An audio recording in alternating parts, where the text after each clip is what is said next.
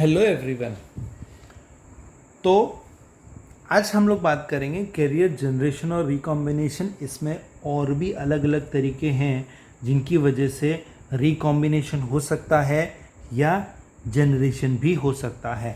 अब हम लोग अगर लास्ट लेक्चर की बात करें तो in the last lecture we have studied about the three ways of the generation, that was the thermal generation, optical generation or electrical generation. We have also looked about the recombination, and that recombination depends upon indirect semiconductor or direct semiconductor, and that direct or indirect semiconductor leads to the radiative transition or non-radiative transition. And in the case of radiative transition, the light emission takes place, and in the case of non-radiative transition, heat emission takes place.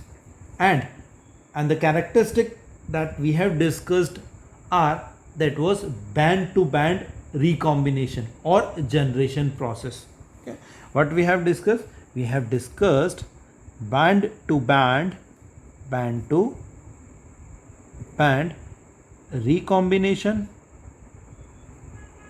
recombination or generation process.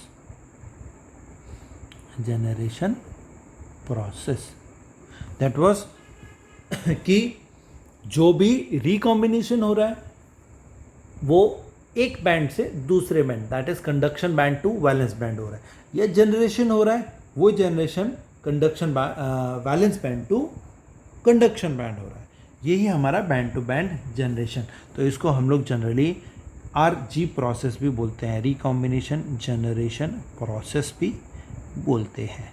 ठीक है, this is the RG process. अब ये जो RG process है, ये RG process अलग अलग different ways से हो सकता है। ये जो डिफरेंट वेज जो है, डिफरेंट वेज में सबसे पहला जो मेथड है वो हम लोगों ने बैंड टू बैंड ट्रांजिशन पढ़ा। रिकॉम्बिनेशन है generation, band to band transition, band to band. ठीक है, जो सेकंड जो है, जो आज हम लोग डिस्कस करने वाले हैं, that is RG centre recombination. RG centre recombination ये हम लोग डिस्कस करने वाले हैं। अब RG सेंटर रिकॉम्बिनेशन समझने से पहले हम ये देखते हैं कि RG सेंटर एग्जैक्टली होता क्या है। अगर मान लो हमारे पास दो लेवल है, एक जो है वैलेंस बैंड लेवल हो गया, ये हो गया कंडक्शन बैंड लेवल। ठीक है, तो अब क्या होगा कि किसी भी इंट्रिंसिक सेमीकंडक्टर को एक्सट्रिंसिक बनाने के लिए हम क्या करते हैं, डोपिंग मेथड यूज़ करते हैं। Doping method that means we are adding some impurities into it. अब इम्प्योरिटीज ऐड किया, बट उन दोनों में मेन डिफरेंस क्या हो जाता है इम्प्योरिटीज बनाने के बाद, कि जो डोनर और एक्सेप्टर्स जो है उनके बीच में लाई करता है। ठीक है, अगर मान लो यहाँ पर एंड यहाँ पर डोनर एंड एक्सेप्टर लेवल बना हुआ है, ठीक है, तो इन दोनों गैप के अलावा और भी एनर्जी लेवल्स बन जाते हैं यहाँ पर बीच में। ठीक है, तो ये जो चीज़ें हैं उनको हम लोग बोलते हैं मिड गैप एनर्जी सेंटर्स। और ये जो मिड गैप एनर्जी सेंटर्स जो हैं, that are made due to the impurities. अब ये जो है ये रिस्पेक्टिव बैंड के अक्रॉस है। अब ये क्या है, स्टेट्स बना देती है बीच में, इन दोनों एक्सेप्टर एंड डोनर लेवल के बीच में, and these levels are known as RG centres. अब ये RG सेंटर्स काम किस तरह से करते हैं, आप मान लो अगेन सेम, हमारे पास दो लेवल्स हैं, एक वैलेंस एनर्जी लेवल और एक वैलेंस बैंड एनर्जी लेवल, एक कंडक्शन बैंड एनर्जी लेवल्स। अब मान लो फॉर एग्जांपल हमारे पास ये RG सेंटर पड़ा हुआ है। ठीक है, तो अब इलेक्ट्रॉन जो है दो तरीके से रिकॉम्बिनेशन प्रोसेस कर सकता है। ठीक है, दो, या तो एक इलेक्ट्रॉन दो तरीके से किसी एक होल को एनाइलेट कर सकता है। इसमें पहला मेथड जो है, उस मेथड के बारे में बात कर सकते हैं कि मान लो फॉर एग्जांपल जो है कि कंडक्शन बैंड में एक इलेक्ट्रॉन बैठा हुआ है, यहाँ पर एक इलेक्ट्रॉन है। ठीक है, अब ये इलेक्ट्रॉन क्या करेगा, यहाँ से ट्रांजिशन करेगा कहाँ तक, एक आरजी सेंटर पे आएगा, ठीक है, एंड आरजी लेवल से वापस आके वो क्या करेगा, ये नीचे आ जाएगा, कहाँ पर, वैलेंस लैंड में, और यहाँ पर होल के साथ इंटरेक्ट करके उसको एनालाइज कर देगा। एंड द सेकंड प्रोसेस या सेकंड मेथड जो है, इसमें क्या होगा कि एक जो इलेक्ट्रॉन यहाँ पर जो बैठा हुआ है वो इलेक्ट्रॉन क्या करेगा, आरजी सेंटर तक आएगा, यहाँ का होल जो है वो ऊपर तक जाएगा और आरजी सेंटर पे इलेक्ट्रॉन जो है होल को एनाइलेट करेगा, ठीक है। तो ये दो प्रोसेस है, या ये जो इंटरमीडिएट, ये जो आरजी सेंटर है वो एक्ट करता है intermediate state to the recombination process, intermediate. और ये जनरली क्या होता है, दिस गिव्स, क्या देता है, non radiative transition, non radiative transition. That means जो एनर्जी इमिशन जो होता है that is in the form of heat, ठीक है। और इसको हम लोग इनडायरेक्ट थर्मल रिकॉम्बिनेशन भी बोलते हैं, इसको हम लोग इनडायरेक्ट थर्मल रिकॉम्बिनेशन भी बोलते हैं, ओके। तो ये जो आरजी सेंटर्स हैं they are also known as इनको हम क्या बोलते हैं, SRH सेंटर्स भी बोलते हैं हम लोग। अब ये SRH सेंटर जो हैं, these are the names of 3 scientist. कौन कौन से, पहला तो है Shockley, SHOCLEY, Shockley, Read and Hall, क्योंकि इन तीनों साइंटिस्ट ने ये आरजी सेंटर्स जो है एग्जिस्टेंस में लेके आए थे, या उसका कॉन्सेप्ट किया था, ठीक है। These were the RG centres. और इस तरह से क्या होता है, रिकॉम्बिनेशन प्रोसेस होता है ड्यू टू आरजी रिकॉम्बिनेशन। अब यहीं से आगे बढ़ते हैं, नेक्स्ट जो रिकॉम्बिनेशन प्रोसेस है, ये जो मेथड है, दैट मेथड इज वया, या बोल सकते हैं रिकॉम्बिनेशन वया शैलो लेवल्स। एक होता है डीप, एक होता है shallow. Shallow that means come depth में है, ठीक है, बाउंड्री पर है, ठीक है। तो जो शैलो लेवल्स की अगर बात करें, ये है सेम, कैसा होता है कि हमारे पास जो डोनर एंड एक्सेप्टर लेवल्स होते हैं, ये आ गया वैलेंस बैंड का एनर्जी लेवल, ये आ गया कंडक्शन बैंड का एनर्जी लेवल। यहाँ पर एट द कंडक्शन बैंड ये होता है for the donor level and energy for the donor level, और ये होता है energy for the acceptor level. तो यहाँ पर ये जो डोनर और एक्सेप्टर एनर्जी लेवल जो है वो क्या होता है, RG process that is recombination generation process को कंट्रीब्यूट करते हैं, ये हेल्प करते हैं। अब यहाँ पर फॉर एग्जांपल हमने एक मान लिया कि एक इलेक्ट्रॉन जो है वो यहाँ पर बैठा हुआ है, that is sitting close to the conduction band, ठीक है। अब यहाँ से वो यहाँ पर ट्रांजिशन करेगा और वो ट्रांजिशन करके यहाँ पर बैठेगा, कहाँ पर, डोनर लेवल पे बैठा हुआ है। अब डोनर लेवल पे बैठा हुआ है तो यहाँ से क्या करेगा, वो जंप करेगा कहाँ पर, सीधा वैलेंस बैंड के होल के ऊपर, एंड यहाँ पर उसको क्या करेगा, एनाइलेट कर देगा, ठीक है। एंड ये जो प्रोसेस है, ये प्रोसेस वाइस वर्सा उल्टा भी हो सकता है कि फॉर एग्जांपल मान लो हमारे पास EA जो है वो क्या हो गया, एक एक्सेप्टर लेवल हो गया, यहाँ पर जो है ED जो है दैट इज डोनर लेवल, और EA जो हो गया वो एक्सेप्टर लेवल हो गया, ठीक है। ऑब्वियसली ये तो हमको दोनों पता है। अब दूसरे केस में क्या हुआ कि जो इलेक्ट्रॉन जो है वो कहाँ पर आएगा, डोनर लेवल तक आएगा, एंड क्या होगा कि इलेक्ट्रॉन जो है एक्सेप्टर लेवल तक आएगा and come to valence band. अब यहाँ से जो है, अब मान लो यहाँ पर बैठा हुआ है इलेक्ट्रॉन, ऑब्वियसली ऊपर से नीचे आया, यहाँ पर एक इलेक्ट्रॉन है, वो क्या आएगा, एक्सेप्टर लेवल तक आएगा एंड देन उसके बाद फिर यहाँ पर जंप करेगा या नीचे आएगा एंड होल को यहाँ पर एनाइलेट करेगा। ये एक प्रोसेस हो गया। अब यहाँ पर क्या है, रिकॉम्बिनेशन प्रोसेस हो रहा है और यहाँ पर जितने भी ट्रांजिशन हो रहे हैं, जितने भी ट्रांजिशन जो है, ठीक है, या बोथ ईडी और ईए, ये जो दोनों लेवल्स हैं, वहाँ पर इलेक्ट्रॉन जो है ईडी पर आया और होल जो है वो क्या बोलते हैं, ईए तक आया, ये यहाँ तक आया, ये होल यहाँ तक आया एंड देन फिर इलेक्ट्रॉन यहाँ पर आकर उसको एनाइलेट करेगा। तो इन सारी ट्रांजिशन में जो भी होता है, these are radiative transitions, these are radiative transitions, that means it emits light, ठीक है, या the emission takes place in the form of light, ठीक है। अब इनको जनरली इनसफिशिएंट आरजी सेंटर्स भी बोल सकते हैं या इनएफिशिएंट आरजी सेंटर्स भी बोलते हैं हमको। इनएफिशिएंट आरजी सेंटर्स क्यों बोलते हैं, क्योंकि एक जो इलेक्ट्रॉन जो है, इलेक्ट्रॉन को किसने कैप्चर किया, डोनर लेवल में।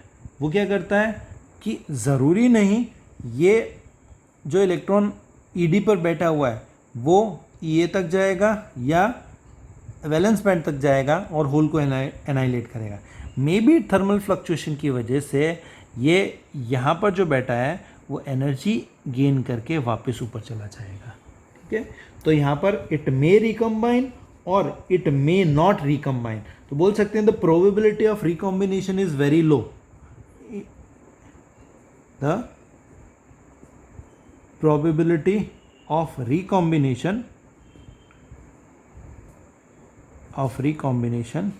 is very low, बहुत कम है, that is why it is known as insufficient RG center, okay। और बोल सकते हैं जो probability at room temperature जो है recombination की वो भी लो हो जाती है। तो probability at room temperature of recombination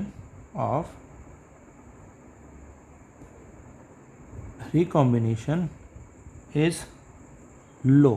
अब probability of recombination लो हो गई तो उस केस में वो डोमिनेंट होगी नहीं, इट इज नॉट डोमिनेंट, ठीक है, वो सप्रेस हो जाएगी, ठीक है।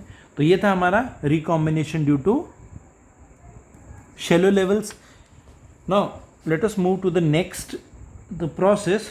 The next process is known as, our next process is recombination involving excitants।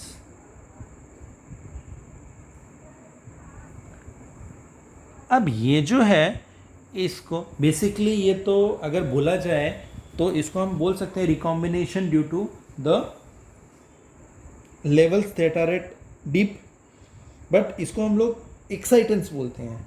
अब प्रोसेस समझने से पहले हमको एक्साइटेंट्स क्या है वो समझना ज़रूरी है। तो नॉर्मल केस में क्या होता है कि यहाँ पर हमारे पास वैलेंस बैंड, यहाँ पर कंडक्शन बैंड लेवल है, ठीक है। तो अब नॉर्मल केस में वैलेंस बैंड में इलेक्ट्रॉन है, एनर्जी लिया और वो इलेक्ट्रॉन कहाँ चला गया, कंडक्शन बैंड में। और जब इलेक्ट्रॉन कंडक्शन बैंड में गया तो एक फ्री होल रहेगा कहाँ पर, वैलेंस बैंड में। अब ये क्या है, फ्री इलेक्ट्रॉन जो है वो अपनी मर्जी से they can move anywhere by their own, they are free to move everywhere. वो एक दूसरे से बाउंडेड नहीं है कि अगर मान लो यहाँ से ऊपर गया तो अगर ये मूव करेगा तो ये नहीं मूव कर पाएगा, या अगर ये मूव नहीं कर रहा है तो इसकी वजह से होल की मूवमेंट भी नहीं होगी, दोनों में से किसी की मूवमेंट नहीं होगी, they are bounded to each other. But ये हो सकता है कि जो इलेक्ट्रॉन है वो कंडक्शन बैंड में it will get bounded to an electron in the valence band. ये जो है वो क्या है कि it will get bounded to the valence band. दो अपनी मर्जी से मूव नहीं कर सकते हैं। एक इलेक्ट्रॉन होल पेयर जनरेट होगा और वो इलेक्ट्रॉन होल पेयर जो है वो पूरा का पूरा मूव करेगा। They are bounded to each other. तो दिस बाउंड इलेक्ट्रॉन जो है इस इलेक्ट्रॉन होल पेयर को हम लोग एक्साइटेंस बोलते हैं। ठीक है, तो ये जो बाउंड इलेक्ट्रॉन है कैन रिकम्बाइन, ठीक है, क्योंकि बाउंड यहाँ से फ्री हुआ, फ्री होकर ऊपर चला गया, ऊपर जाने के बाद क्या हो गया, अब ये जो बाउंड स्टेट है जनरली हम लोग इस तरह से रिप्रेजेंट करते हैं, इलेक्ट्रॉन इज बाउंडेड और यहाँ पर एक होल है, तो ये इलेक्ट्रॉन होल पे है, दिस इज एन एक्साइटन। तो अब नॉर्मल केस में हो क्या कि ये जो इलेक्ट्रॉन जो है जो इससे बाउंडेड है वो क्या करेगा, वो रिकम्बाइन होगा और रिकम्बाइन होने के बाद can recombine and give light और it will give the radiative transition. That means ये क्या हो रहा है, इट इज रेडिएटिव ट्रांजिशन।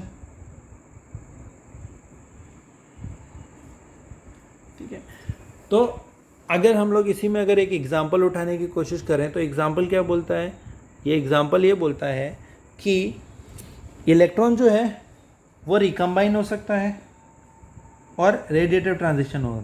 अगर मान लो हमारे पास एक शैलो लेवल है, ठीक है, और इलेक्ट्रॉन जो है वो एक डोनर लेवल पे बैठा हुआ है, ऑब्वियसली ये कौन सा हो गया, ये हो गया डोनर लेवल। एक इलेक्ट्रॉन डोनर लेवल पे बैठा हुआ है, ठीक है, और वो एक एक्साइटन से बाउंडेड है। वो इलेक्ट्रॉन वो फ्रीली मूव नहीं कर सकता है पूरे के पूरे मटेरियल में, क्योंकि ये क्या का बाउंडेड इलेक्ट्रॉन होल पेयर बनाता है। तो इलेक्ट्रॉन जो है फ्रीली मूव नहीं कर सकता, बट ये क्या कर सकता है, नीचे आके इसको एनालाइट कर सकता है या रिकम्बाइन कर सकता है, एंड रिकम्बाइन करने के बाद वो क्या कर सकता है, रेडिएटिव ट्रांजिशन दे सकता है। This is free exciton. ठीक है, अब मान लो एनर्जी ऑफ इमिशन जो है वो बैंड टू बैंड ट्रांजिशन, हम लोगों ने प्रीवियसली देखा कि यहाँ पर बैंड टू बैंड ट्रांजिशन या रिकॉम्बिनेशन हो रहा था। उस केस में जो एनर्जी रिलीज हो रही थी वो एनर्जी और इस केस में जो एनर्जी रिलीज हो रही है they are not same, they are different. और ये जो है ये प्रोसेस जो होते हैं these are dominant processes, these are dominant processes at low temperature. ठीक है, और आज की डेट में हम लोग majority of light emitting diodes जो देखते हैं, जो हमको दिखता है, उस लाइट इमिटिंग डायोड में एक्साइटन का रिकॉम्बिनेशन होता है और लाइट इमिट होती है, वो प्रोसेस ही यहाँ पर होता है। तो मेजर एलईडीज जो है यूजेस दिस प्रोसेस, इसी प्रोसेस को यूज करके वो बनता है। ठीक है, तो अगर हम आगे बात करें नेक्स्ट रिकॉम्बिनेशन प्रोसेस की,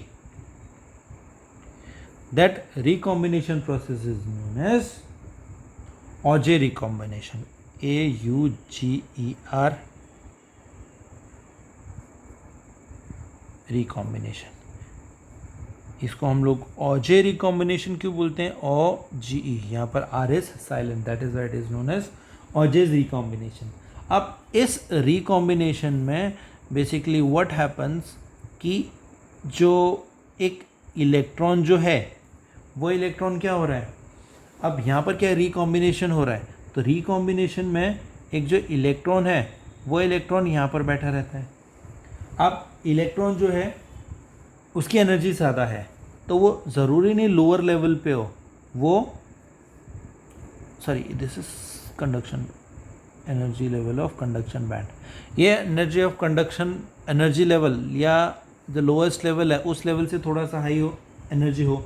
अब ये जो हाई एनर्जी है वो क्या कर सकता है, या तो किसी एक होल के साथ रिकम्बाइन कर सकता है, यहाँ पर ये नीचे जाके रिकॉम्बिनेशन होगा और एनर्जी जो है वो रिलीज हो जाएगी, या इसकी जो एनर्जी जो है वो क्या करेगी, ये जब रिकॉम्बाइन हुआ यहाँ पर एनर्जी जनरेट हुई, ये जनरेटेड एनर्जी क्या करेगा, किसी दूसरे इलेक्ट्रॉन को एक्साइट करेगा, दूसरा इलेक्ट्रॉन एक्साइट करके हायर लेवल पे चला जाएगा, ठीक है। और दूसरे इलेक्ट्रॉन जो है वो कंडक्शन बैंड में बैठा है, वो इलेक्ट्रॉन जो है हायर स्टेट में चला गया, एंड हायर स्टेट में जाने के बाद उसका काइनेटिक एनर्जी लेवल इंक्रीज हो गया और वो अपनी एनर्जी जो है वो स्टेप्स में रिड्यूस करेगा इस तरह से यहाँ पर, और फिर अपनी नॉर्मल एनर्जी लेवल पे आ जाएगा, ठीक है। एंड ये जो स्टेप्स में जो भी एनर्जी रिलीज करता है ये हीट के फॉर्म में इमिट आउट होती है, और ये जो है इस केस में जो इमिशन है it is non radiative, that means lattice heat के फॉर्म में हो जाता है। अब यहाँ पर क्या है कि बेसिकली किस वजह से हो रहा है, it is due to carrier collision,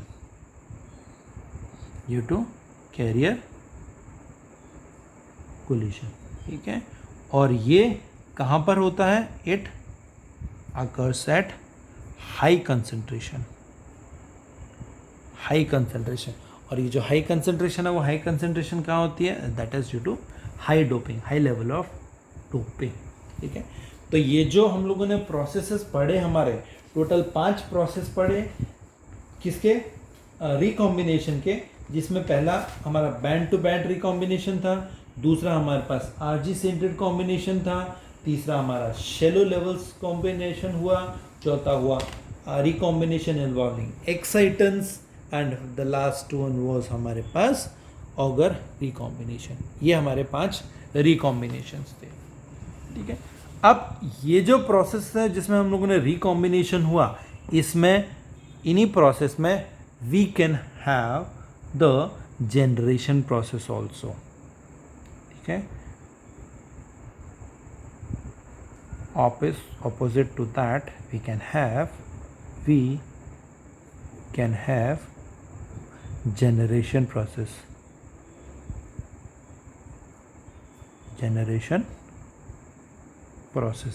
अब जनरेशन प्रोसेस की अगर बात करें, सेम सारी की सारी बैंड टू बैंड जो जनरेशन प्रोसेस था वो हम ऑलरेडी डिस्कस कर चुके हैं। इसमें नेक्स्ट आता है that is RG centre generation. अगर मैं आरजी सेंटर जनरेशन की बात करूं, आरजी सेंटर जनरेशन में ये हमारे पास valence band energy level, conduction band energy level, और मान लो ये हो गया कौन सा, आरजी सेंटर लेवल। तो इस केस में आरजी सेंटर जनरेशन में एक इलेक्ट्रॉन जो है वो कहाँ पर है, वैलेंस बैंड में। It goes from valence band to RG centre and then it goes to the conduction band leaving a hole behind, ठीक है। तो ये जो है this can be due to thermal generation, this can be due to thermal generation, or this can be due to light absorption,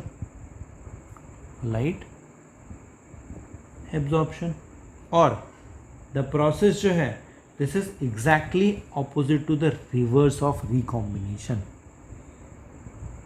exact opposite to recombination. जो recombination जो हमारा RG centre recombination होता है उसका एग्जैक्ट ऑपोजिट है RG centre generation. उसमें conduction band to RG centre and RG centre to valence band, या इसमें जो जनरेशन प्रोसेस है इसमें ये तो हम लोगों ने एक मेथड डिस्कस किया। इस एक यहाँ पर जो जा रहा है इस एक मेथड में अगर मैं लाइट एब्जॉर्प्शन की बात करूँ तो ये जो इलेक्ट्रॉन है, इलेक्ट्रॉन यहाँ से लाइट एब्जॉर्ब करके आरजी सेंटर तक जाएगा, यहाँ तक पहुँचेगा, एंड अगेन यहाँ पर लाइट एब्जॉर्ब करेगा एंड ऊपर पहुँच जाएगा, एंड नीचे क्या है, एक होल रह जाएगा. This is the generation process. अगर मैं सेकेंड प्रोसेस की बात करूँ या इसका नेक्स्ट प्रोसेस की बात करूँ, that is recombination via shallow levels था हमारे पास. यहाँ पर generation due to shallow levels, ये generation due to shallow levels. अगर इसकी बात करूं, ये जनरली ये जो प्रोसेस है, इस प्रोसेस में generation of electron hole pair नहीं होता है. ये क्या होता है, इट इज़ द सेम जो क्या है हमारा एन टाइप या पी टाइप मटेरियल है. यहाँ पर कोई जनरेशन थ्रू शैलो सेंटर्स नहीं होता है. It is exactly the same as N type of semiconductor, making of n type semiconductor or making the p type semiconductor. Next process की बात करो तो नेक्स्ट प्रोसेस जो है कि वो भी एक्साइटन की तरह होता है. एक्साइटन जो है, अब हमने एक्साइटन रिकॉम्बिनेशन की बात की थी. अब रिकॉम्बिनेशन में जब इलेक्ट्रॉन होल पेयर ऑलरेडी है, बाउंडेड है, तभी जाके रिकॉम्बिनेशन होगा. बट जनरेशन प्रोसेस में रिकॉम्बिनेशन नहीं है. They do not, there is no existence of exciton. Already पहले से एग्जिस्टेंस नहीं होता है तो जनरेशन नहीं हो पाता है, तो इसीलिए रिकॉम्बिनेशन नहीं होता है यहाँ पर. ओके, फिर सेम फॉर हम बोल सकते हैं, same for exciton. there is no generation हुआ यहाँ पर. अब यहाँ पर क्या है, हम लोग कंपैरिजन कर रहे हैं कि रिकॉम्बिनेशन और जनरेशन में जो प्रोसेसेस हैं वो पॉसिबल है या नहीं है. बट यहाँ पर लास्ट अगर हम बात करें, दैट इज ऑजीज रिकॉम्बिनेशन. अब यहाँ पर जो प्रोसेस होता है जनरेशन का, उसको हम लोग ऑजीज रिकॉम्बिनेशन नहीं बोलते हैं, उसका नाम है impact ionisation. That is impact ionization. It is impact ionization. It is exactly opposite to. It is exactly opposite to Auger's recombination. It is opposite to Auger's recombination. अब ये ऑपोजिट किस तरह से है या एग्जैक्टली इसमें होता क्या है कि अगर बात करें तो यहाँ पर इसमें हमारे पास जो आया, हमारे पास आया कि यहाँ पर कि नॉर्मल ऑजीज रिकॉम्बिनेशन में क्या हुआ था कि यहाँ पर जो था electron with high kinetic energy radiative transition करता है, एंड ये रेडिएटिव एनर्जी जो है ट्रांजिशन करता है, ये एनर्जी जो है वो दूसरे इलेक्ट्रॉन को दे देता है जो कि कंडक्शन बैंड में है, एंड ये हायर काइनेटिक एनर्जी पर चला जाता है, अपने स्टेप वाइज एनर्जी रिलीज़ करता है. यहाँ पर क्या है कि जो high energy level kinetic energy जो है वो कोलाइड करता है एनर्जी के साथ, वो अपनी एनर्जी लूज़ करता है. और दूसरा चीज़ ये हो सकता है कि जब वो कोलाइड करता है कैरियर के साथ तो वो इलेक्ट्रॉन को वैलेंस बैंड में ले जाता है, और वैलेंस बैंड से कंडक्शन बैंड में चला जाता है, बिल्कुल ऑपोजिट, और कंडक्शन बैंड में होल क्रिएट हो जाता है. ठीक है, अब ये क्या हो रहा है, इम्पैक्ट पड़ा या इम्पैक्ट हुआ.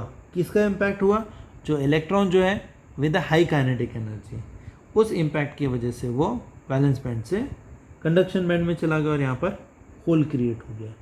तो इसीलिए इलेक्ट्रॉन होल पेयर जो जनरेट हुआ.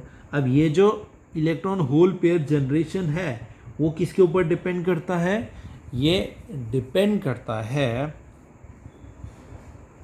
इट डिपेंड्स ऑन, इम्पैक्ट की बात हो रही है, impact that mean depends on collision. It depends upon collision of किसका, high energetic carrier, high energetic carrier with इसका crystal lattice, with crystal lattice and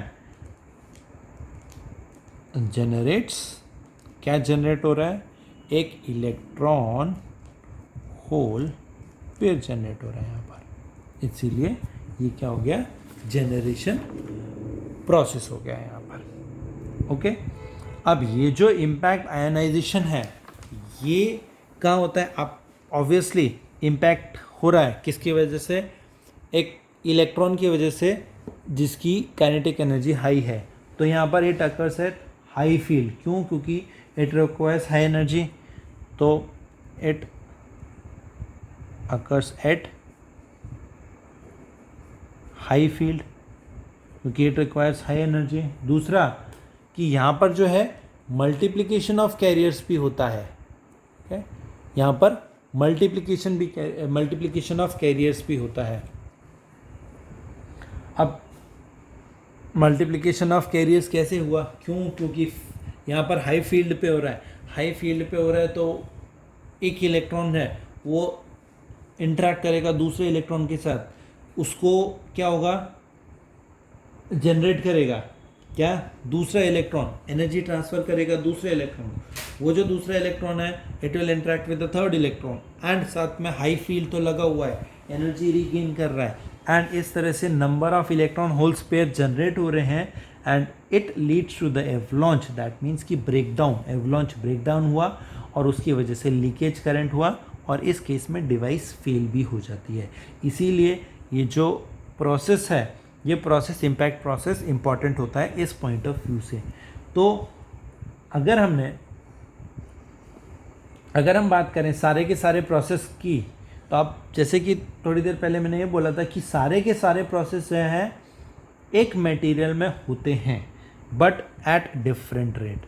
तो जितने प्रोसेसेस हैं अभी तक हम लोगों ने देखे, दे अकर एट डिफरेंट रेट, सबका रेट ऑफ अकरेंसेस डिफरेंट, ठीक है। अगर मान लो हमारे पास लो फील्ड डिवाइस हैं या नॉन डिजेनरेट सेमीकंडक्टर है तो आरजी प्रोसेस या band to band transition dominate कर सकता है। जैसे कि हमने देखा कि जो डायरेक्ट सेमीकंडक्टर है उसमें band to band transition dominate करता है और इनडायरेक्ट सेमीकंडक्टर है उसमें आरजी सेंटर जो है वो डोमिनेट करेगा, ठीक है। तो अगर मैं बात करूँ रिकॉम्बिनेशन रेट की, रिकॉम्बिनेशन रेट की अगर बात करूँ इस सिचुएशन में आके, तो recombination rate R is equals to हमारा जो पहला BNP,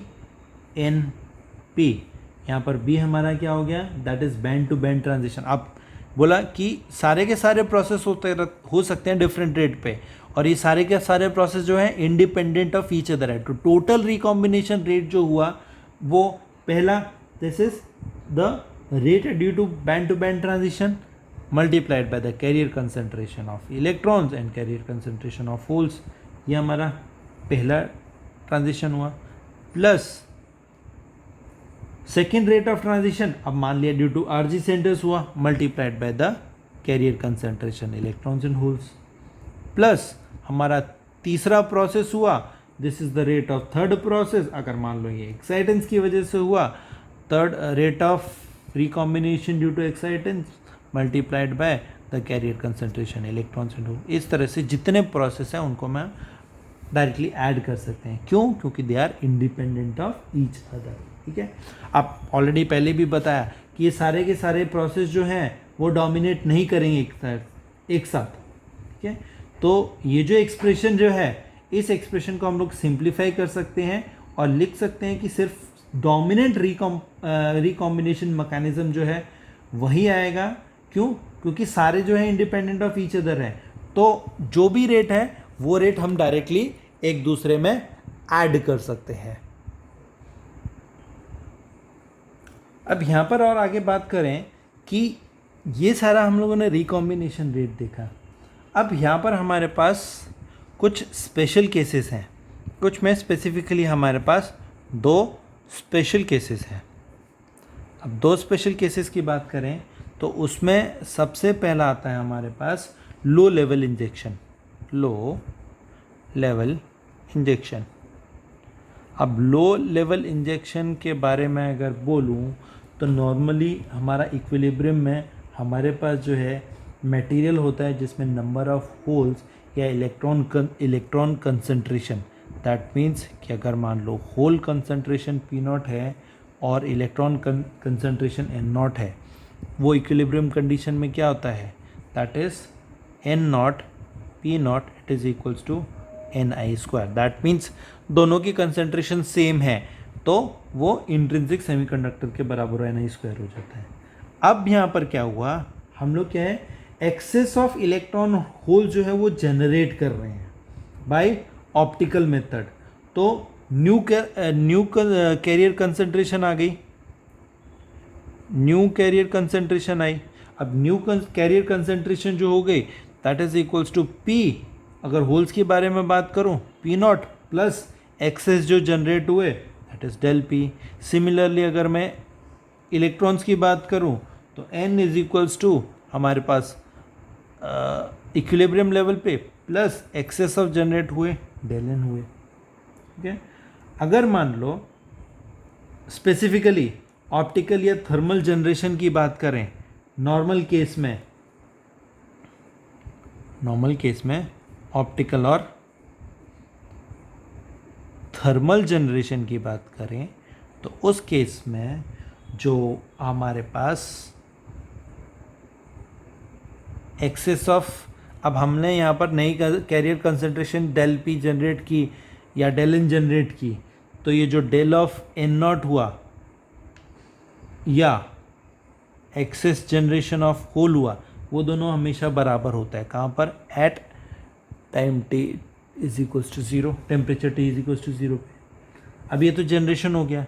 अगर मैं सिंपली रिकॉम्बिनेशन प्रोसेस की बात करूँ फॉर रिकॉम्बिनेशन, तो रिकॉम्बिनेशन के लिए क्या हो गया, हर एक इंस्टेंट पे एक इलेक्ट्रॉन रिकम्बाइन होता है होल के साथ। अगेन इलेक्ट्रॉन क्या कर रहा है, होल के साथ रिकम्बाइन कर रहा है। तो उस केस में जो रिकॉम्बिनेशन है, एक इलेक्ट्रॉन एक होल के साथ रिकम्बाइन हो रहा है, तो होल और इलेक्ट्रॉन कंसंट्रेशन जो है वो बराबर रहेगी।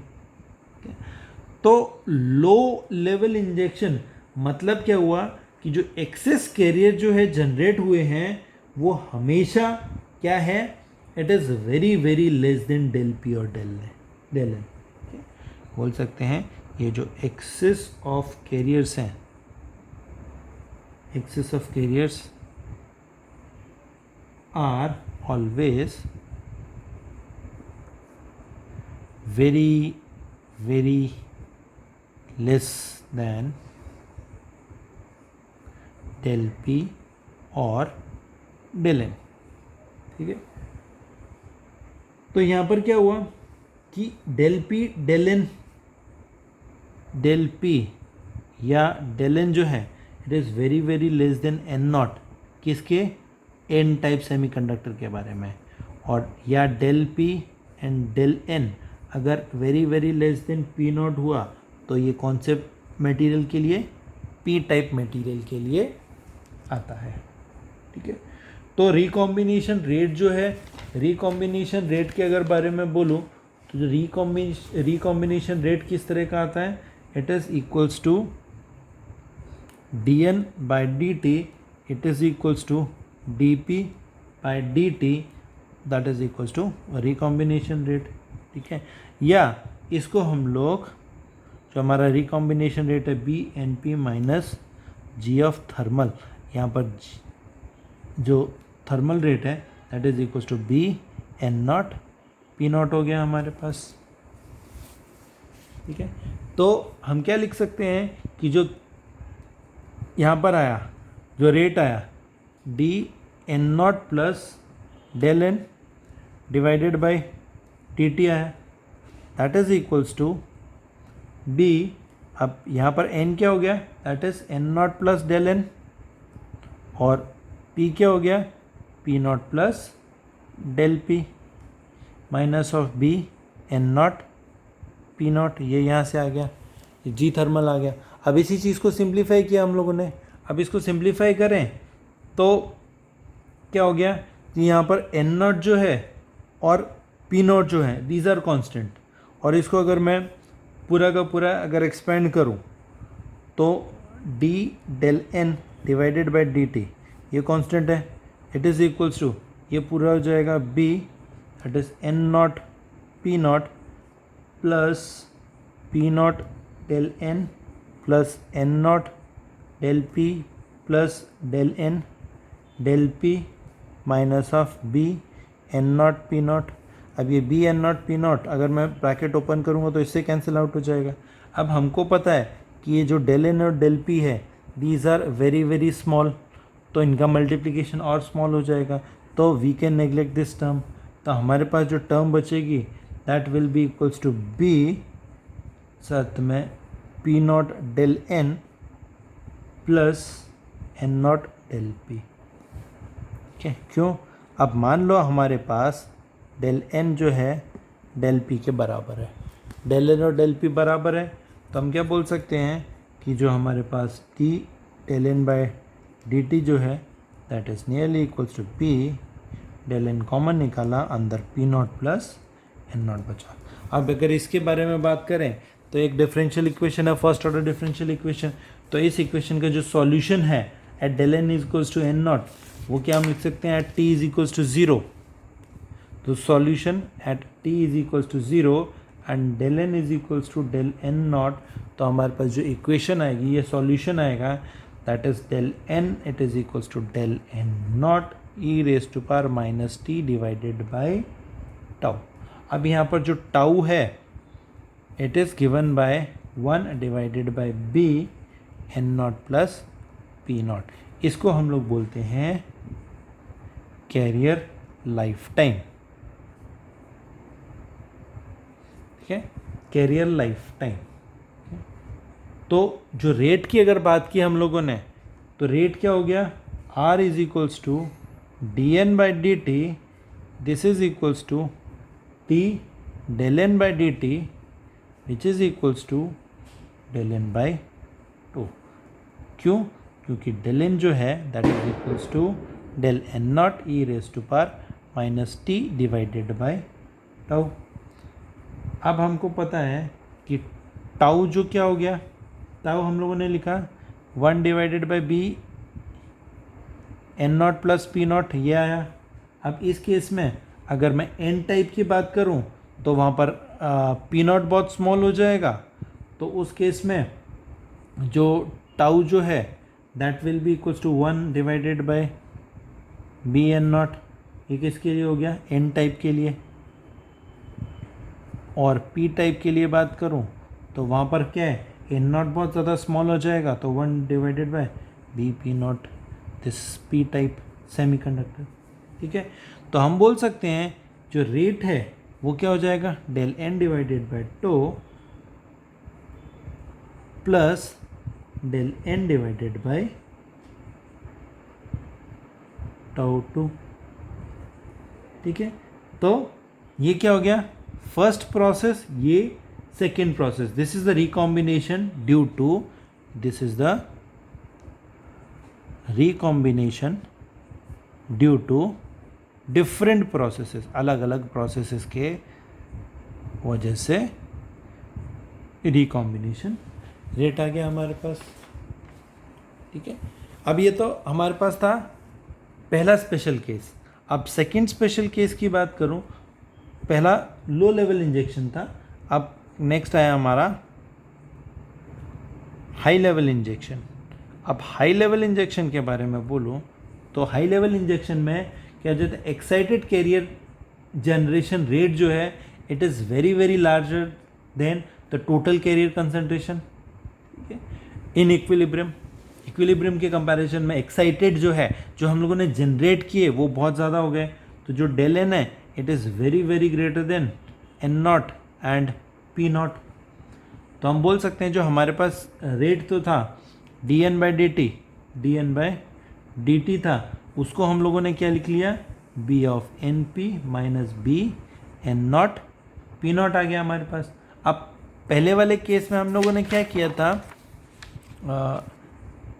इस वाले एक्सप्रेशन से एन नॉट और पी नॉट या del N del p neglect किया, बट यहाँ पर डेल एन डेल पी नहीं निगलेक्ट कर सकते क्योंकि ये बहुत ज़्यादा है और ये इससे कैंसिल आउट हो गया था।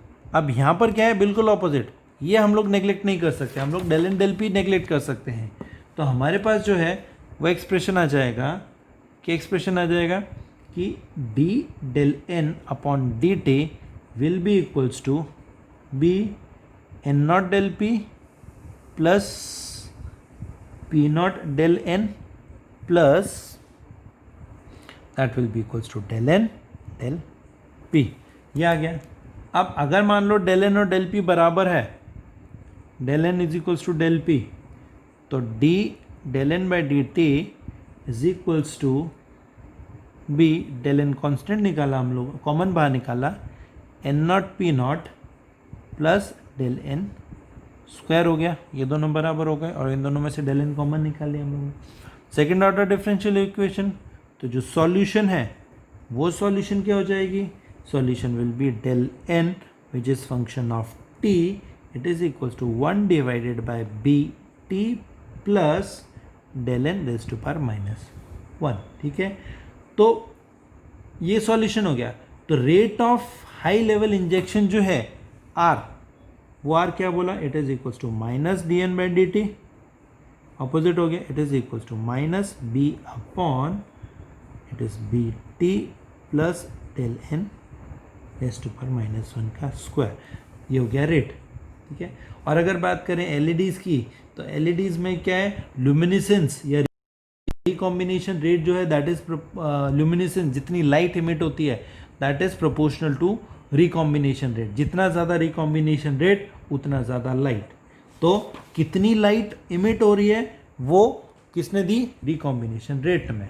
अगर हमारे पास एक से ज़्यादा रिकॉम्बिनेशन रेट है या प्रोसेसेस है तो उसमें आर जो है वो डेल एन अपॉन, अगर मान लो एक रेडिएटिव और एक नॉन रेडिएटिव है तो टोटल रेट जो है रेडिएटिव प्लस नॉन रेडिएटिव पूरा का पूरा इस तरह से आ जाता है। ठीक है, तो चलो आज के लिए इतना सफिशिएंट है। Thank you.